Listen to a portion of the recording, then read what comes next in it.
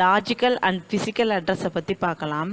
Logical address அப்படின்னு பார்த்தோன்னா CPU generate பண்ணக்கூடிய அட்ரஸ் தான் logical address. Main memory generate பண்ணக்கூடிய அட்ரஸ் தான் வந்து ஃபிசிக்கல் அட்ரஸ்.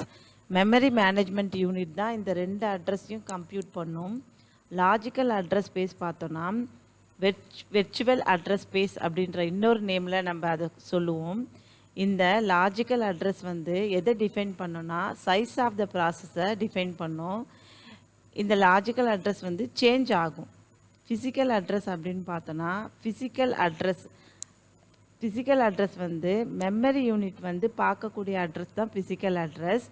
மெமரி அட்ரஸ் ரெஜிஸ்டரில் தான் இது லோட் ஆகும். மெமரி அட்ரஸ் ரெஜிஸ்டரை வந்து நம்ம ரியல் அட்ரஸ் அப்படின்னு இன்னொரு நேமில் சொல்லுவோம்.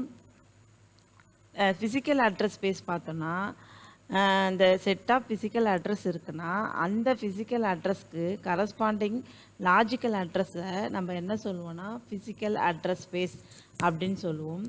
ரன் டைம் மேப்பிங் எதுக்கு இடையில நடக்கும்னா இப்போ விர்ச்சுவல் அட்ரஸ் வந்து ஃபிசிக்கல் அட்ரஸாக மாறுதுன்னா அதை தான் நம்ம ரன் டைம் மேப்பிங் அப்படின்னு சொல்லுவோம். ரன் டைம் மேப்பிங்கை வந்து எங்கே நடக்கும்னா வந்து நமக்கு எம்எம்யூவில் தான் நடக்கும்.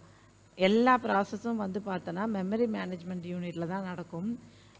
ஃபிசிக்கல் அட்ரஸ் ஸ்பேஸை வந்து நம்ம என்ன சொல்லுவோம்னா கான்ஸ்டன்ட், ஏன்னா அது மாறவே மாறாது, கான்ஸ்டண்ட்டாக இருக்கும். அதனால் வந்து ஃபிசிக்கல் அட்ரஸ் ஸ்பேஸ்